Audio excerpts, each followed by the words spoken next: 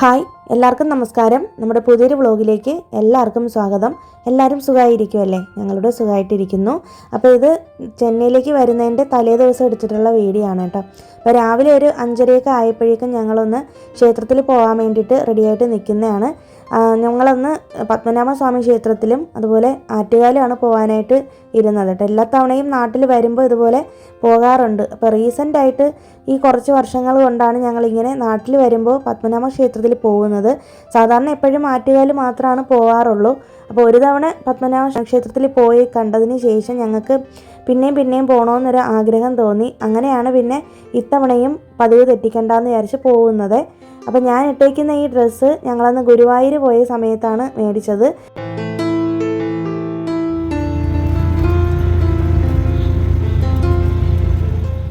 ഞങ്ങളിത് രാവിലെ എല്ലാവരും കൂടി അച്ഛൻ്റെ ഓട്ടോറിക്ഷയിലാണ് പോകുന്നത്.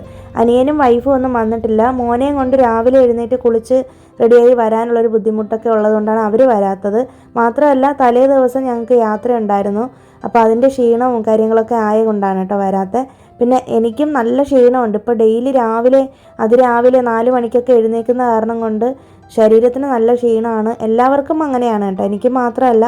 അങ്ങനെ ഞങ്ങൾ അച്ഛൻ്റെ ആട്ടയിലാണ് വരുന്നത്. അപ്പോൾ തെക്കേ നടയിലാണ് ഞങ്ങൾ എല്ലാ തവണയും വരുമ്പോൾ വണ്ടി നിർത്തുന്നത്. അച്ഛനാണെങ്കിൽ ക്ഷേത്രത്തിൽ കയറിയിട്ടില്ല, കാരണം അവിടെ പാർക്കിങ്ങിന് അവിടെ വലിയ സ്പേസ് കുറവാണ് കേട്ടോ. അപ്പോൾ അതുകൊണ്ട് അച്ഛൻ അവിടെ വണ്ടിയിൽ തന്നെ ഇരുന്നു. ഞങ്ങൾ പോയി തൊഴുതിട്ട് വരുവാണ് ചെയ്തത്. നല്ല ക്യൂ ഉണ്ടായിരുന്നു കേട്ടോ, നല്ല തിരക്കായിരുന്നു.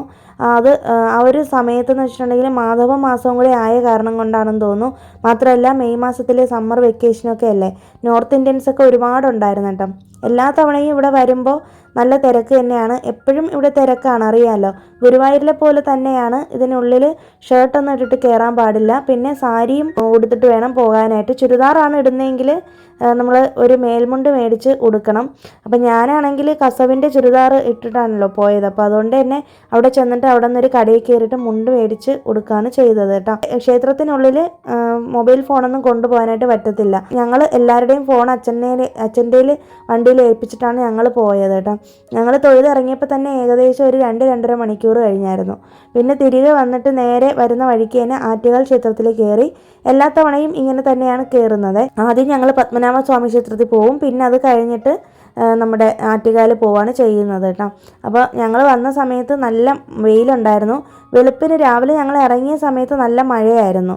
പക്ഷേ പിന്നീട് ആയപ്പോഴേക്കും നല്ല വെയിലും ചൂടും കാര്യങ്ങളൊക്കെ ആയി. എല്ലാവരുടെ മുഖത്തും നല്ല ക്ഷീണമുണ്ട്. രാവിലെ ഞങ്ങൾ ഭക്ഷണം ഒന്നും കഴിക്കാതെയാണ് ഇറങ്ങിയിരിക്കുന്നതും. ഇനി പോകുന്ന വഴിയിൽ വേണം ഭക്ഷണം കഴിക്കാനായിട്ട്. അപ്പോൾ ആറ്റുകാൽ ക്ഷേത്രത്തിൻ്റെ തൊട്ടടുത്ത് തന്നെ ഒരു കടയിൽ കയറിയിട്ടാണ് ഭക്ഷണം കഴിച്ചത്. എല്ലാ തവണയും ഞങ്ങൾ ഇവിടുത്തെ ഇന്ത്യൻ കോഫി ഹൗസിൽ നിന്നാണ് ഭക്ഷണം കഴിക്കുകയുള്ളൂ. പക്ഷേ ഇത്തവണ അവിടെ നല്ല തിരക്കായിരുന്നു കേട്ടോ. അപ്പോൾ അതുകൊണ്ട് ഞങ്ങൾ പുറത്തൊരു കടയിൽ നിന്ന് കഴിച്ചു. തീരെ കൊള്ളത്തില്ലായിരുന്നു കേട്ടോ ഭക്ഷണം. എന്ന് വെച്ചാൽ ദോശയൊക്കെ ആണെങ്കിൽ മാവ് പോലെയാണ് ഇരുന്നത്, തീരെ വെന്തിട്ടൊന്നും ഇല്ലായിരുന്നു. അങ്ങനെ ഞങ്ങൾ കഴിക്കാതെയാണ് അവിടെ നിന്ന് ഇറങ്ങിയത് കേട്ടോ. നല്ല വിശപ്പോട് കൂടിയാണ് വന്നത്. വരുന്ന വഴിക്ക് തന്നെ ഇവിടെ ഒരു സ്ഥലത്തുനിന്ന് മാലി മുളകും കൂടി മേടിച്ചിട്ടാണ് വന്നത്. പിന്നെ ഞങ്ങൾ ഉച്ചയ്ക്ക് വീട്ടിലെത്തി. വീട്ടിലൊരു 12 മണിയോട് അടുപ്പിച്ച് എത്തിയായിരുന്നു. അപ്പോൾ ആ സമയത്ത് അനിയനോടും വൈഫിനോടും റെഡിയായി നിൽക്കാൻ പറഞ്ഞായിരുന്നു കേട്ടോ. അപ്പോൾ അവർ റെഡിയായി നിന്നപ്പോൾ ഞങ്ങൾ നേരെ പുറത്ത് പോയി ഭക്ഷണം കഴിച്ചു. ഹോട്ടലിൽ പോയിട്ടാണ് ഭക്ഷണം കഴിച്ചത്. രാവിലെ ഞങ്ങൾ ഇറങ്ങി പോയതല്ലേ, പിന്നെ കുക്ക് ചെയ്യാനൊന്നും നിന്നില്ല. പിന്നെ അത് കഴിഞ്ഞിട്ട് ഈവനിങ് ആണ് വീഡിയോ എടുത്തേക്കുന്നത്. ഇവിടെ ദേ അമ്മയാണെങ്കിൽ ഞങ്ങൾക്ക് കൊണ്ടുപോകാനുള്ള ചക്ക വറുക്കാനായിട്ട് ചക്കയൊക്കെ കട്ട് ചെയ്തുകൊണ്ടിരിക്കുകയാണ്. ആമിയും മോനും കൂടി ഭയങ്കര ഡാൻസ് കളിയൊക്കെയാണ് കേട്ടോ.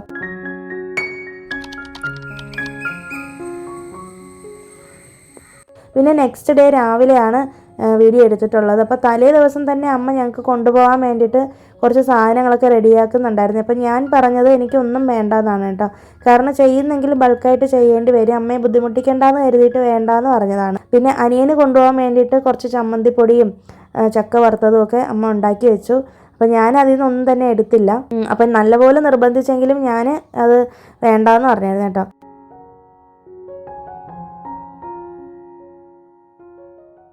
അനിയൻ രാവിലെ തന്നെ ഇറങ്ങിയിട്ടുണ്ട്. ഒരു 10-11 മണിയൊക്കെ ആയപ്പോൾ തന്നെ അവൻ പോവുകയാണ്. അപ്പോൾ അവന് ഉച്ചയ്ക്ക് ശേഷമാണ് ഫ്ലൈറ്റ്. അപ്പോൾ കുറച്ച് നേരത്തെ തന്നെ പോകണം. പിന്നെ അവർക്ക് 1-2 ആവശ്യങ്ങളൊക്കെ ഉണ്ടായിരുന്നു. അപ്പോൾ അതുകൊണ്ട് അവർ രാവിലെ തന്നെ ഇറങ്ങി. അപ്പോൾ ഞങ്ങൾ ഇനിയിപ്പോൾ ഉച്ചയ്ക്ക് ശേഷം പോവും. ഇവരിങ്ങനെ സ്കൂട്ടറിലാണ് പോകുന്നത് കേട്ടോ. അപ്പോൾ വൈകുന്നേരം ഞങ്ങളെ കൊണ്ടുവിടാനായിട്ട് അച്ഛൻ ആട്ടോയിൽ കൊണ്ടുപോകും. അപ്പോൾ രണ്ടുപേരെയും കൂടെ ഒരുമിച്ച് കൊണ്ടുപോകാൻ പറ്റാത്തത് ഈ ഒരു ടൈം ആയതുകൊണ്ടാണ്. അപ്പോൾ അങ്ങനെ അവരിറങ്ങിയിട്ടുണ്ട്. പോയ സമയത്ത് എല്ലാവർക്കും നല്ല സങ്കടമായിരുന്നു. പക്ഷേ ആരും ആ സങ്കടമൊന്നും പുറത്ത് കാണിക്കുന്നില്ല എന്ന് മാത്രം. ഇനി 1 വർഷം കഴിഞ്ഞിട്ടായിരിക്കുള്ളൂ നമ്മളെല്ലാവരും ഒത്തുകൂടുന്നതൊക്കെ. അപ്പോൾ 1 വർഷത്തെ കാത്തിരിപ്പിന് വേണ്ടിയിട്ട് പോയേക്കുവാണ്.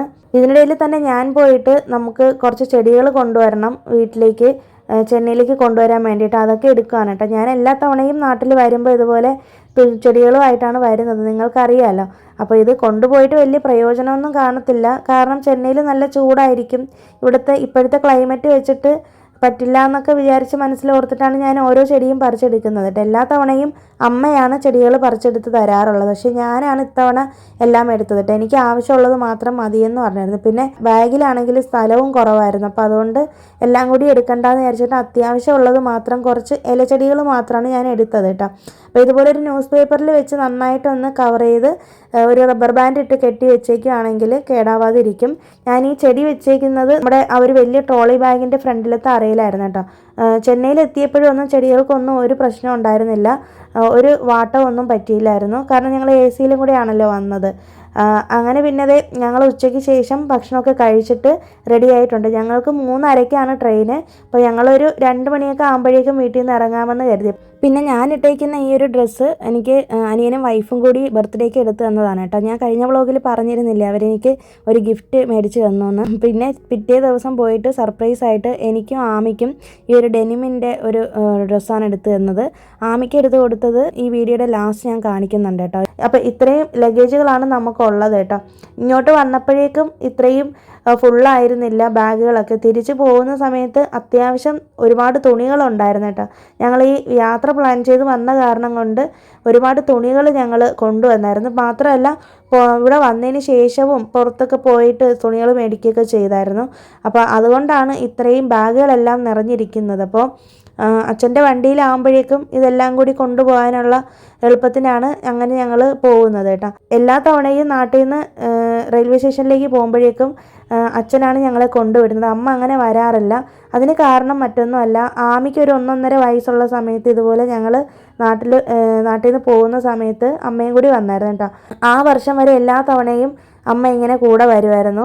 അങ്ങനെ ഒരു തവണ ഇതുപോലെ ആമി ഇങ്ങനെ ട്രെയിനിൽ നിന്ന് ഇറങ്ങി ഓടി അമ്മാമ്മയെ കാണണമെന്ന് പറഞ്ഞിട്ട് അങ്ങനെ ഭയങ്കര കരച്ചിലായിരുന്നു കേട്ടോ.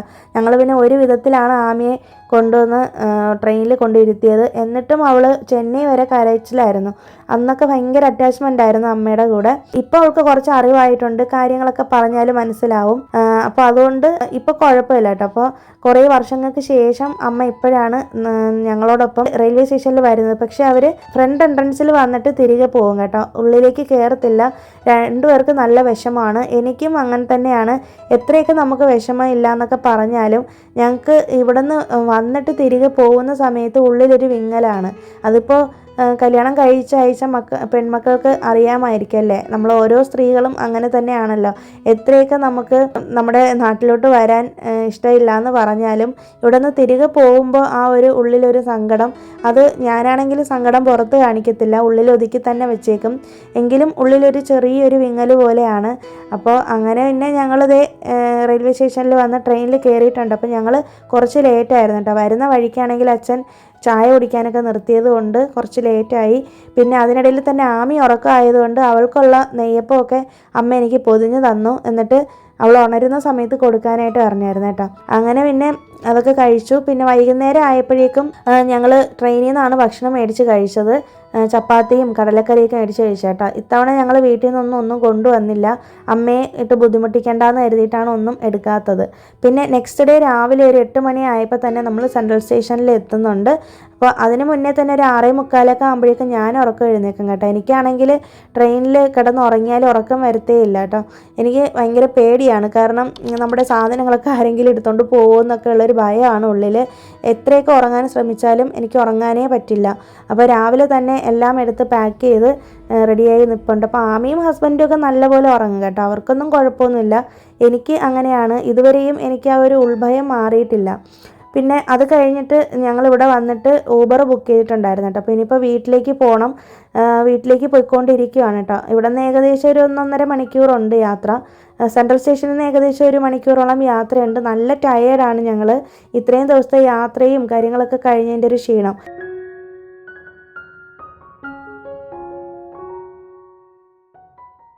ഇവിടെ വന്ന് നോക്കിയപ്പോഴേക്കുണ്ട് എൻ്റെ വീട്ടിനുള്ളിൽ ഹാളിൽ വെച്ചേക്കുന്ന ആ ഒരു ലക്കി ബാമ്പു ഉണ്ടല്ലോ, അത് ആകെ അങ്ങോട്ട് ഇലകളെല്ലാം മഞ്ഞളിച്ച് നിൽക്കുകയാണ് കേട്ടോ. അത് കണ്ടപ്പോൾ തന്നെ ഭയങ്കര വിഷമം തോന്നി.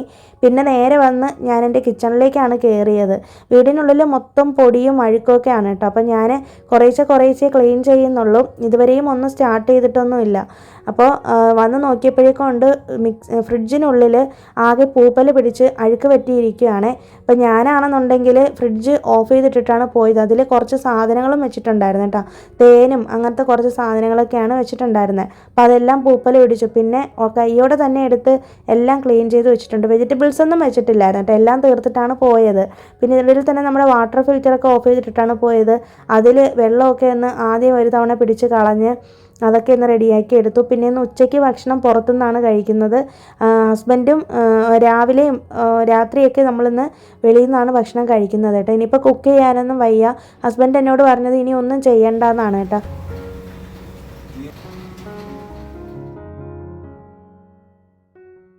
മാത്രമല്ല ഗ്രോസറീസും ഇല്ല, വെജിറ്റബിൾസും ഇല്ല. എല്ലാം നമുക്കിനി വീണ്ടും വാങ്ങിക്കണം. എല്ലാം ഞാൻ തീർത്ത് വെച്ചിട്ടാണ് പോയതൊക്കെ. നൈറ്റ് ഞങ്ങൾ ബിരിയാണിയാണ് ഓർഡർ ചെയ്തത്.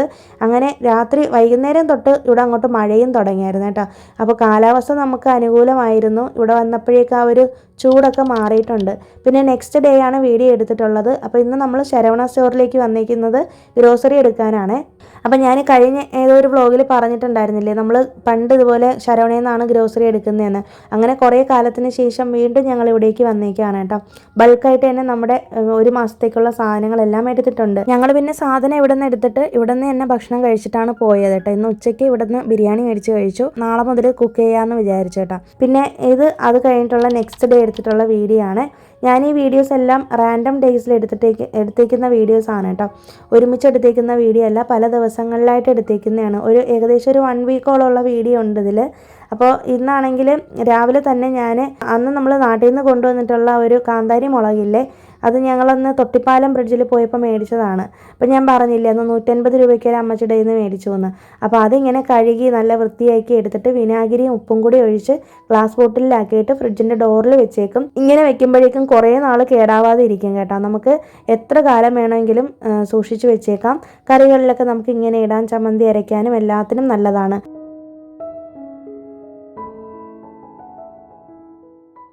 പിന്നെ ഇത് കണ്ടോ, ഇതാണെങ്കിൽ മാലി മുളകാണ്. ഇതാണ് ഞങ്ങൾ അന്ന് പത്മനാഭ ക്ഷേത്രത്തിൽ പോയിട്ട് തിരികെ വന്നപ്പോൾ മേടിച്ചു എന്ന് പറഞ്ഞില്ല, അതാണ്.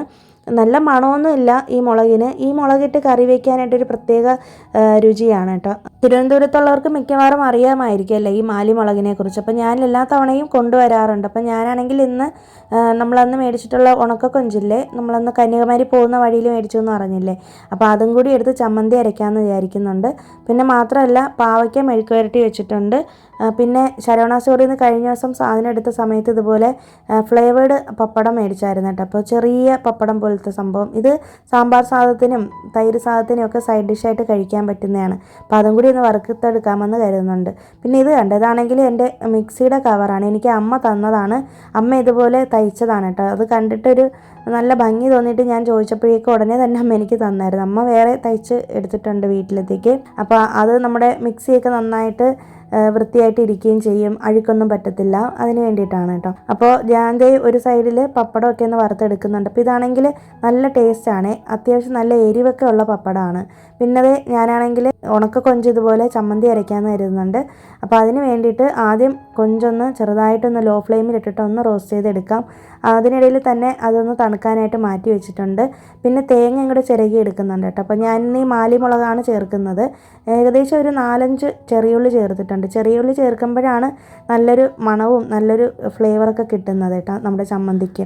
അപ്പോൾ ഞാനാണെങ്കിൽ ആദ്യം എടുത്ത മുളകിന് അത്ര മണം പോരായിരുന്നു, അതുകൊണ്ട് രണ്ടാമത് വേറൊന്നും കൂടി എടുത്തായിരുന്നു കേട്ടോ. അപ്പോൾ രണ്ടും കൂടി ഇട്ടപ്പോഴേക്കും ഭയങ്കര എരിവായിരുന്നു. പിന്നെ ഞാൻ വീണ്ടും കുറച്ച് തേങ്ങയും കൂടെ അരച്ച് ചേർക്കുകയാണ് ചെയ്തത്. അപ്പോൾ നമ്മുടെ ഈ കൊഞ്ചൊക്കെ ഒന്ന് ഏകദേശം തണുത്ത് ചൂടൊക്കെ ആറി വന്നപ്പോഴേക്കും ഒന്ന് മിക്സിയിലിട്ടൊന്ന് പൊടിച്ചെടുത്തു. ഫുള്ളായിട്ട് പൊടിക്കുന്നില്ല, പകുതി ഒന്ന് ക്രഷ് ചെയ്തെടുത്തായിരുന്നു. പിന്നെ അത് കഴിഞ്ഞിട്ട് തേങ്ങയും ഉള്ളിയും ഈ മുളകും പുളിയും കൂടി ഇട്ടിട്ട് ഒന്ന് നല്ലപോലെ ഒന്ന് ഫൈനായിട്ട് അരച്ചെടുക്കുന്നുണ്ട് കേട്ടോ. ചമ്മന്തിയുടെ പരുവത്തിന് അരച്ചെടുക്കുന്നുണ്ട്. എന്നിട്ട് ഞാൻ ആവശ്യത്തിന് ഉപ്പ് ചേർത്ത് കൊടുക്കുന്നുണ്ട്. ആദ്യമേ തന്നെ ഉപ്പ് ചേർക്കാത്തതിൻ്റെ കാരണം മറ്റൊന്നുമല്ല, ഈ ഉണക്കച്ചമ്മീനിലാണെങ്കിൽ അത്യാവശ്യം ഉപ്പുണ്ട് കേട്ടോ. അപ്പോൾ അത് അളവ് എങ്ങനെയാണെന്ന് നോക്കിയതിന് ശേഷം ചേർത്ത് കൊടുക്കാമെന്ന് കരുതി. എന്നിട്ട് ലാസ്റ്റ് നമ്മൾ ഈ അടിച്ച് വെച്ചേക്കുന്ന കൊഞ്ചില്ലേ, അതും കൂടി ഇതിലേക്ക് ചേർത്ത് മിക്സ് ചെയ്തെടുത്താൽ മതി. എന്നിട്ട് വേണമെന്നുണ്ടെങ്കിൽ കടുക് താളിച്ചെടുത്താൽ മതി കേട്ടോ. കടുക് താളിച്ച് വെച്ചേക്കുവാണെങ്കിൽ 2-3 ദിവസമൊക്കെ ഫ്രിഡ്ജിൽ സൂക്ഷിച്ച് നമുക്ക് യൂസ് ചെയ്യാൻ പറ്റും. അപ്പോൾ ഇങ്ങനെയാണ് ഞാൻ ഉണക്കച്ചമ്മീൻ ചമ്മന്തി അരയ്ക്കുന്നത്. അങ്ങനെ ഞങ്ങൾ ഭക്ഷണമൊക്കെ കഴിച്ചിട്ട് ഞാൻ നേരെ ഒന്ന് ടെറസിലേക്ക് കയറിയായിരുന്നു. നോക്കിയപ്പോഴേക്കും ഉണ്ട് എൻ്റെ ചെടികളുടെയൊക്കെ അവസ്ഥ ഇപ്പോൾ ഇതാണ്. ഈ തെറ്റിയൊക്കെ ആണെങ്കിൽ ആകെ ഉണങ്ങി നിൽക്കുകയാണ് കേട്ടോ. കണ്ടപ്പോഴേക്കും ഭയങ്കര സങ്കടം തോന്നി. ഞാൻ നാട്ടിൽ പോയപ്പോഴൊക്കെ എനിക്ക് ഈ ചെടികളെക്കുറിച്ച് മാത്രമായിരുന്നു ചിന്ത മുഴുവനും. കാരണം അവർ വെയിൽ സമയത്തല്ലേ ഞങ്ങൾ ഇവിടുന്ന് പോയതൊക്കെ. പക്ഷേ തിരികെ വന്നപ്പോഴേക്കും എൻ്റെ തെറ്റി മാത്രമാണ് പോയത്. നിത്യകല്യാണിയൊക്കെ 1-2 ഒക്കെ ചെറുതായിട്ട് വാടി കരിഞ്ഞു പോയിട്ടുണ്ട് കേട്ടോ. ഞാൻ കുറേ ചെടികളൊക്കെ മാറ്റിയിട്ട് ഞാൻ നാട്ടിൽ നിന്ന് കൊണ്ടുവന്ന ചെടികളൊക്കെ തലേന്ന് തന്നെ എടുത്ത് വെച്ചായിരുന്നു കേട്ടോ. അതൊന്നും ഞാൻ വീഡിയോ എടുക്കാനായിട്ട് നിന്നില്ല.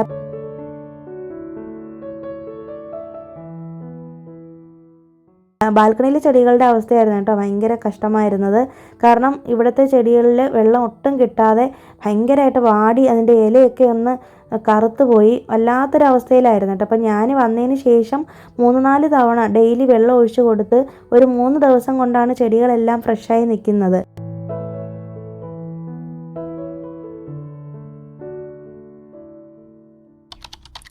പിന്നെ നെക്സ്റ്റ് ഡേ ആണ് ഞാൻ വീഡിയോ എടുത്തിരിക്കുന്നത്. അപ്പോൾ രാവിലെ തന്നെ ഞങ്ങളൊന്ന് പുറത്ത് പോകുന്നുണ്ട് കേട്ടോ. അപ്പോൾ ഇന്നാണെങ്കിൽ നമുക്ക് കുറച്ച് പർച്ചേസും കാര്യങ്ങളൊക്കെ ഉണ്ട്. അപ്പോൾ അതിന് വേണ്ടിയിട്ടാണ് പോകുന്നത്. അപ്പോൾ ആദ്യം നമ്മൾ സ്പെൻസർ പ്ലാസയിലാണ് വന്നിരിക്കുന്നത്. രാവിലത്തെ ബ്രേക്ക്ഫാസ്റ്റൊക്കെ കഴിച്ചിട്ടാണ് ഇറങ്ങിയിരിക്കുന്നത് കേട്ടോ. ഉച്ചയ്ക്ക് ഞങ്ങളിന്ന് പുറത്തുനിന്നായിരിക്കും ഭക്ഷണം കഴിക്കുന്നത്. അപ്പോൾ ഇവിടെ വന്നു കഴിഞ്ഞാൽ ആദ്യം വന്നിട്ട് ഒരു ജ്യൂസ് കുടിക്കും. ഞങ്ങൾ 3 പേരും കൂടി സാത്തുക്കുടി ജ്യൂസ് മേടിച്ച് കഴിച്ചു. പിന്നെ അത് കഴിഞ്ഞിട്ട് നേരെ ഞങ്ങൾ എൻ്റെ ഫോണിലാണെങ്കിൽ ഡിസ്പ്ലേ പൊട്ടിപ്പോയായിരുന്നു കേട്ടോ. അപ്പോൾ അതൊന്ന് ശരിയാക്കണമായിരുന്നു. അത് റെഡിയാക്കാൻ വേണ്ടിയിട്ടാണ് ഇങ്ങോട്ടേക്ക് വന്നത്. അത് കഴിഞ്ഞിട്ട് നേരെ നിങ്ങൾക്ക് അറിയാമല്ലോ, ഞാൻ സ്പെൻസറിൽ വന്നാൽ ആദ്യം എത്ര തിരക്കാണെങ്കിലും ഒന്ന് സ്റ്റുഡിയോയിൽ കയറി നോക്കാറുണ്ട് കേട്ടോ, എന്തെങ്കിലും പുതിയ കളക്ഷൻസൊക്കെ വന്നിട്ടുണ്ടോയെന്ന്. അപ്പോൾ ലേഡീസിൻ്റെ സെക്ഷനിൽ വലിയ കളക്ഷനൊന്നും ഇല്ലായിരുന്നു കേട്ടോ. മാത്രമല്ല എനിക്ക് തോന്നിയൊരു കാര്യമാണ്, ഇപ്പോൾ സ്റ്റുഡിയോയിൽ ആ ഒരു ഡ്രസ്സിൻ്റെ ക്വാളിറ്റിക്കൊക്കെ ഒരു ചെറിയൊരു കോട്ടൺ തട്ടിയതുപോലെ എന്തോ എനിക്ക് പേഴ്സണലി ഫീൽ ചെയ്തൊരു കാര്യമാണ്. അധികം അങ്ങനെ കട്ടിയില്ലാത്ത ഡ്രസ്സുകളാണ് ഉണ്ടായിരുന്നത്. എനിക്ക് തോന്നുന്നു ചിലപ്പോൾ സമ്മർ സീസൺ ആയതുകൊണ്ടായിരിക്കണം. പിന്നെ ആമിയുടെ സെക്ഷനിൽ കയറിയപ്പോൾ അവിടെയും കളക്ഷൻസ് കുറച്ച് വന്നിട്ടുണ്ടായിരുന്നു കേട്ടോ. ഹസ്ബൻഡിന് വേണ്ടിയിട്ട് ഡ്രസ്സ് എടുക്കാനാണ് കയറിയത്, പക്ഷേ ഞങ്ങൾ എടുത്തില്ല. ആമയ്ക്ക് മാത്രം 1-2 ടീഷർട്ട്, ഡെയിലി വെയർ ടീഷർട്ട് എടുത്തിട്ട് വന്നു കേട്ടോ. പിന്നെ നേരെ ഞങ്ങൾ ഇവിടെ വന്നിരിക്കുന്നത് ഹെൽമെറ്റ് മേടിക്കാനാണ്. ഇപ്പോൾ തമിഴ്നാട്ടിൽ സ്ട്രിക്റ്റ് ആയിട്ട് റൂള് കൊടുത്തേക്കുവാണ്, 2 പേരും ഹെൽമെറ്റ് വെച്ചിട്ടേ യാത്ര ചെയ്യാവൂന്ന്. അപ്പോൾ അതുകൊണ്ട് തന്നെ എനിക്കൊരു ഹെൽമെറ്റ് എടുക്കണമായിരുന്നു. അപ്പോൾ ആമിയാണെങ്കിൽ ഇവിടെ വന്നിട്ട് ഭയങ്കര കരച്ചിലായിരുന്നു കേട്ടോ, അവൾക്കും വേണമെന്ന് പറഞ്ഞിട്ട്. പിന്നെ എന്തായാലും അവൾക്കും കൂടി ഒരെണ്ണം എടുക്കാമെന്ന് കരുതി. ഞാനാണെങ്കിൽ വീഗയുടെ ഹെൽമെറ്റാണ് എടുത്തത് കേട്ടോ. ബ്ലൂ കളർ എനിക്ക് നല്ല ഇഷ്ടമായി. അപ്പോൾ ആമിക്കും അതേ കളറിൽ തന്നെ എടുത്തു കൊടുത്തതാണ്. ചെന്നൈയിൽ റെയിൻബോ എന്ന് പറഞ്ഞിട്ടൊരു ഹെൽമെറ്റ് ഷോപ്പുണ്ട്, ഭയങ്കര ഫേമസ് ആണ് കേട്ടോ. ഇവിടെ വന്നിട്ടാണ് മിക്കവാറും എല്ലാവരും എടുക്കുന്നത്. നല്ല ഹെൽമെറ്റുകൾ കിട്ടും, നല്ല ബ്രാൻഡഡ് ആയിട്ടുള്ളതും എല്ലാ ടൈപ്പും കിട്ടും കേട്ടോ. ചെന്നൈയിലുള്ളവർക്ക് അറിയാമായിരിക്കും. അപ്പോൾ നിങ്ങൾ വന്നിട്ടില്ലെങ്കിൽ ജസ്റ്റ് ഒന്ന് കയറി നോക്കിയാൽ മതി.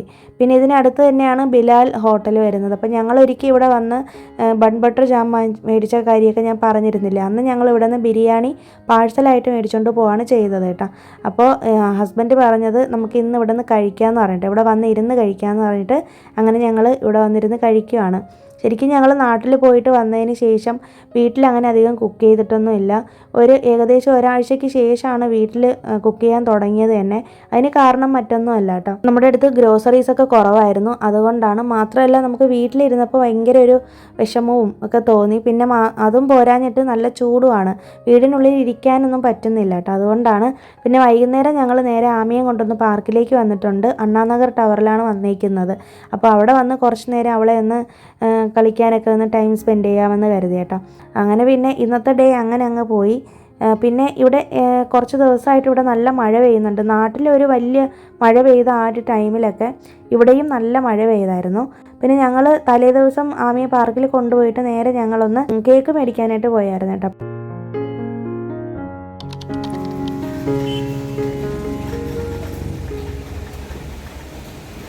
ഇന്ന് രാവിലെയാണ് അവർ ചെല്ലാനായിട്ട് പറഞ്ഞത് അത് മേടിക്കാനായിട്ട്. അപ്പോൾ അങ്ങനെ പിന്നെ ഹസ്ബൻഡ് അത് മേടിക്കാൻ വേണ്ടിയിട്ട് പോയേക്കുവാണ്. വൈകുന്നേരമൊക്കെ ആയപ്പോഴേക്കും ഉണ്ടെന്നത് നല്ല മഴ പെയ്യുന്നുണ്ട്. അപ്പോൾ മഴ കണ്ടപ്പോൾ തന്നെ നല്ലൊരു ആശ്വാസമായി. കാരണം കുറേ നാളുകൾക്ക് ശേഷമാണ് ഇങ്ങനെ ചെന്നൈയിൽ മഴ കിട്ടുന്നത്. സാധാരണ ഇവിടെ അങ്ങനെ മെയ് മാസമൊന്നും മഴയേ പെയ്യാറില്ല. ആദ്യമായിട്ടാണെന്ന് തോന്നുന്നു എനിക്ക്.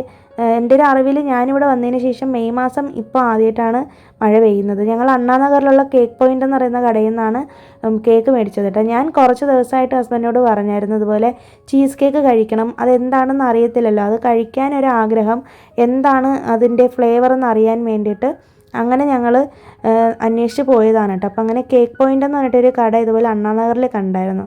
അപ്പോൾ അവിടെ നിന്ന് മേടിച്ചതാണ് കേട്ടോ. അപ്പോൾ കഴിച്ചപ്പോഴേക്കും നല്ല സോഫ്റ്റാണ്, ചീസിൻ്റെ നല്ല ടേസ്റ്റും ഒക്കെ ഉണ്ട്. സാധാരണ നമ്മൾ കഴിക്കുന്ന ക്രീം കേക്ക് പോലൊന്നും അല്ല കേട്ടോ. അപ്പോൾ അവരോട് 1/4 കിലോ മതി എന്ന് പറഞ്ഞപ്പോഴേക്കും അങ്ങനെ തരത്തില്ല, ഒന്നുകിൽ 1 കിലോ അല്ലെങ്കിൽ 1/2 കിലോ ആയിട്ട് തരുള്ളൂ എന്ന് പറഞ്ഞു കേട്ടോ. അങ്ങനെ പിന്നെ 1/2 കിലോയുടെ ഒരു കേക്ക് മേടിച്ചുകൊണ്ട് വന്ന് ഞങ്ങൾ കട്ട് ചെയ്ത് കഴിക്കുകയാണ്. മഴ നല്ല അടിപൊളിയായിട്ട് തകർക്കുവാണ് കേട്ടോ. നല്ല ക്ലൈമറ്റാണ് ഇപ്പോൾ ചെന്നൈയിലും. അപ്പോൾ ഇനി തൊട്ട് നമ്മുടെ ചെന്നൈയിലെ വ്ളോഗുകളായിരിക്കും വരുന്നത് നമ്മുടെ ചാനലിൽ. പിന്നെ ഡേ ഇൻ മൈ ലൈഫും ക്ലീനിങ്ങും കാര്യങ്ങളൊക്കെ. അപ്പോൾ ഈ ഒരു വീഡിയോ നിങ്ങൾക്ക് ഇഷ്ടമായി എന്ന് വിശ്വസിക്കുന്നു. പുതിയൊരു വീഡിയോ ആയിട്ട് നമുക്കിനി വീണ്ടും കാണാം. അതുവരേക്കും എല്ലാവർക്കും ബൈ. Thanks for watching.